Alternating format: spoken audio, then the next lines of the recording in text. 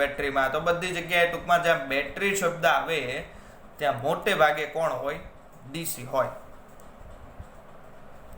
બરાબર. તો એસી અને ડીસી વચ્ચેનો બેઝિક ડિફરન્સ ખબર પડી ગઈ. એસી એ ડીસી કરતાં વધારે ઉપયોગ થાય. શું કામ? એ પણ ખબર પડી ગઈ. આ બધી પ્રસ્તાવના હતી. બરાબર. ચાલો હજુ આમાં આગળ વધીએ થોડુંક. સાઇન વિધેય પ્રમાણે આપણે વાત કરીએ એમ વોલ્ટેજ જે ઘરમાં આવે એ સાઇન વિધેય પ્રમાણે બદલાય.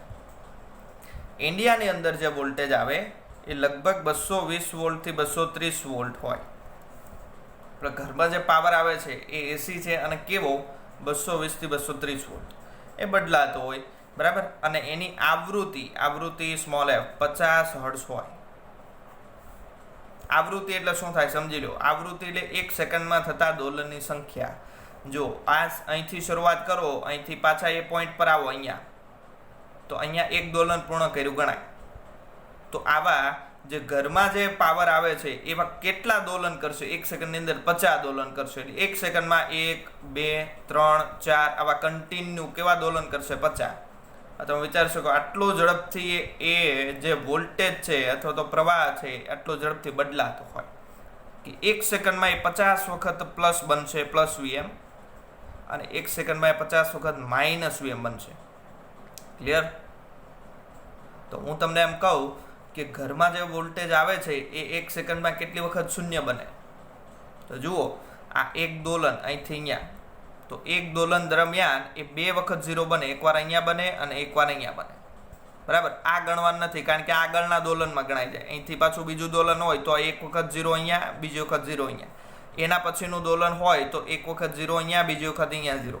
એટલે એક દોલનની અંદર વોલ્ટેજ 2 વખત કેવો બને? શૂન્ય બને. તો ઘરમાં જે વોલ્ટેજ આવે છે એ 1 સેકન્ડની અંદર કેટલી વખત 0 બનશે?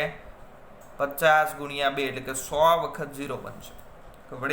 કારણ કે દોલન કેટલા થાય છે? 1 સેકન્ડમાં 50, અને એક દોલનમાં પાછો કેટલી વખત 0 બને? 2 એટલે 50 દુ 100. 100 વખત ટોટલ 0 બનશે. કેટલી વખત મહત્તમ બને?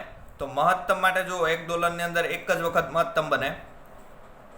કેટલી વખત લઘુત્તમ બને? એક જ વખત.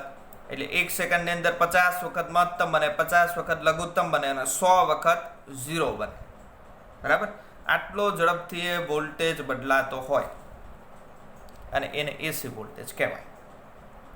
ક્લિયર? તો એસીની આપણે થોડીક ચર્ચા કરી. એસીની પહેલા પ્રત્યાવર્તી પ્રવાહ હેડિંગ આપી દઈએ. ઇંગ્લિશમાં કહેવાય અલ્ટરનેટિંગ કરંટ. વ્યાખ્યા આપી દઈએ.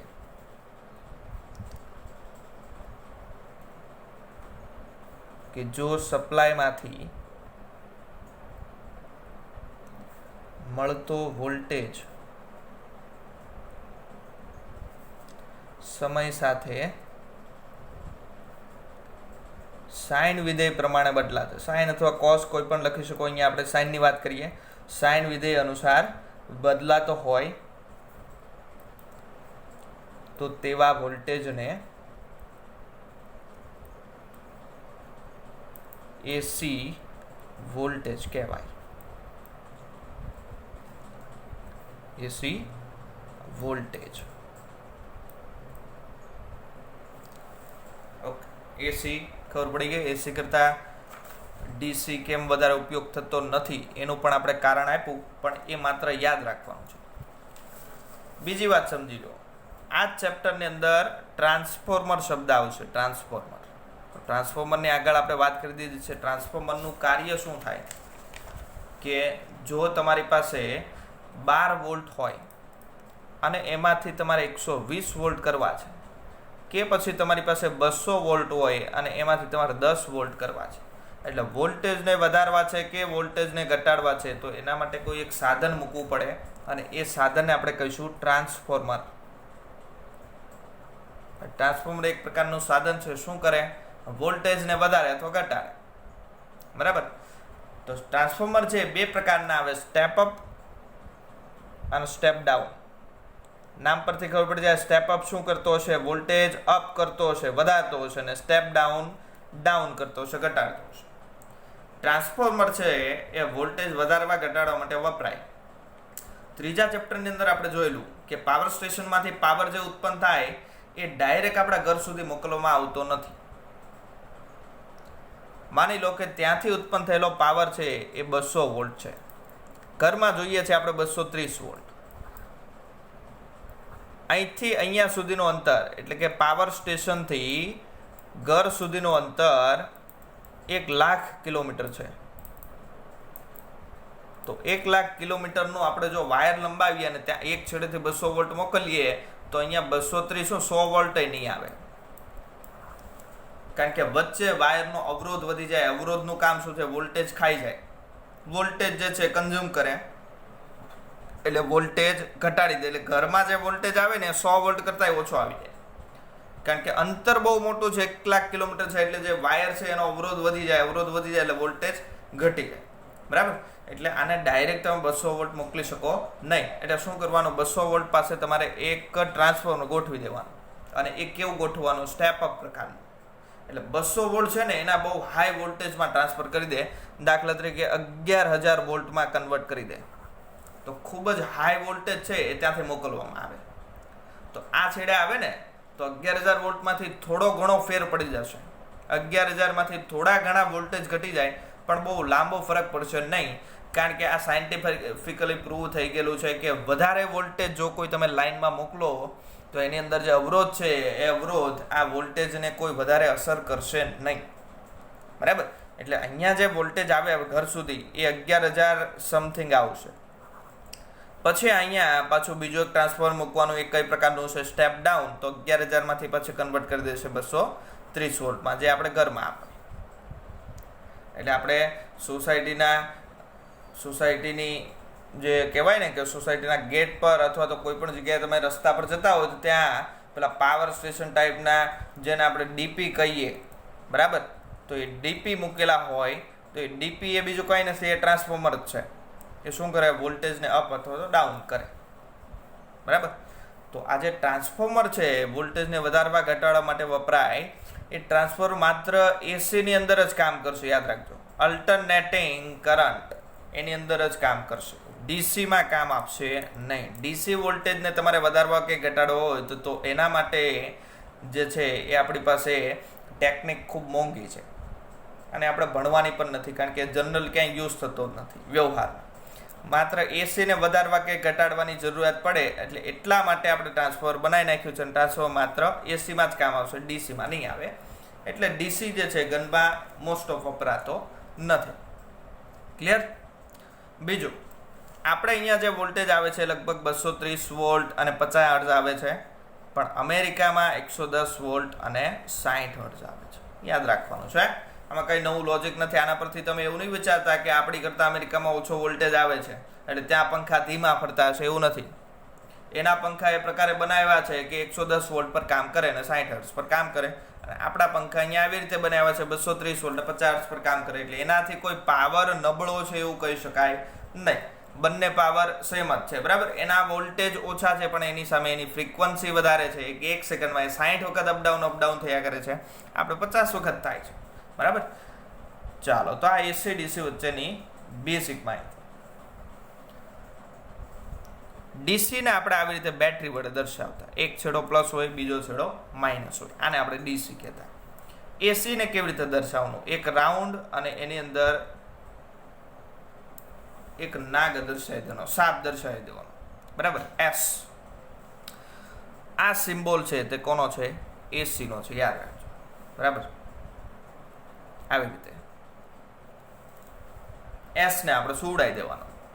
તો આ થઈ ગયો સિમ્બોલ એસીનો. બરાબર? બીજું, એસી સર્કિટ જોડીએ ત્યાં ક્યારેય પ્રવાહ દર્શાવવો નહીં. કે બેટરી હોય, બેટરીની સાથે આપણે અહીંયા લેમ્પ જોડ્યો છે, આ પ્લસ છે માઇનસ છે, બેટરીના વોલ્ટેજ વી છે, તો અહીંયા આપણે પ્રવાહ દર્શાવતા. ખ્યાલ છે?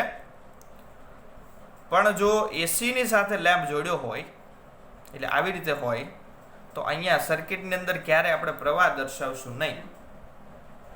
કેમ? કારણ કે આમાં પ્રવાહ સતત બદલાતો હોય. તમે એમ ન કહી શકો કે આમાંથી 2 એમ્પિયર પ્રવાહ પસાર થાય છે એટલે અહીંયા તમે તીર દર્શાવીને I બરાબર 2 એમ્પિયર એવું લખી શકો નહીં, કારણ કે આ પ્રવાહ સતત બદલાય. ક્યારેક 0 થઈ જાય, સાઇન વિધેય પ્રમાણે બદલાતો હોય એટલે અહીંયા 0 થાય, અહીંયા 0 થાય, અહીંયા મહત્તમય થાય, અહીંયા લઘુત્તમય થાય, એટલે પ્રવાહ સતત બદલાતો હોય. એટલે એના પરથી આપણે એવું અહીંયા લખી શકાય નહીં, I બરાબર 2 એમ્પિયર.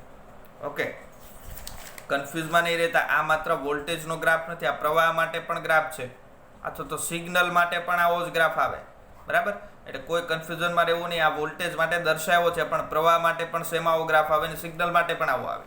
બરાબર, તો આ થઈ ગયું એસી અને ડીસી વચ્ચેની બેઝિક માહિતી. ચાલો, એસીની વાત થઈ ગઈ. હવે પ્રશ્ન ચાલુ થાય છે. પહેલો પ્રશ્ન છે, અવરોધકને લાગુ પાડેલ એસી વોલ્ટેજ.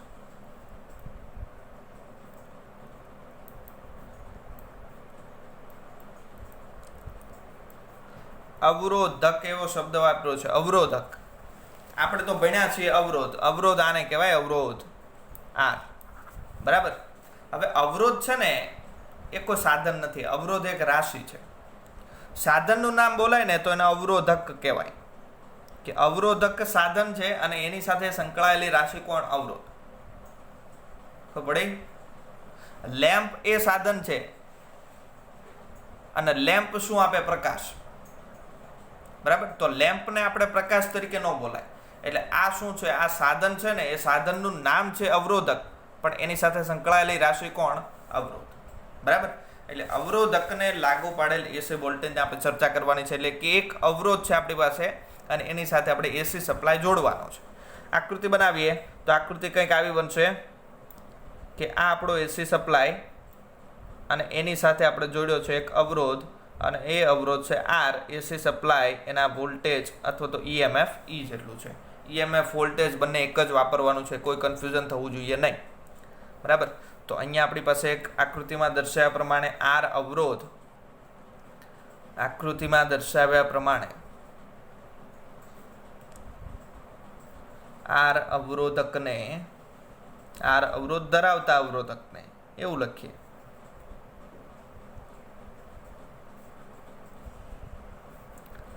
બરાબર, એસી સપ્લાય સાથે જોડેલો છે. બરાબર, હવે આખી ઘટના સમજો.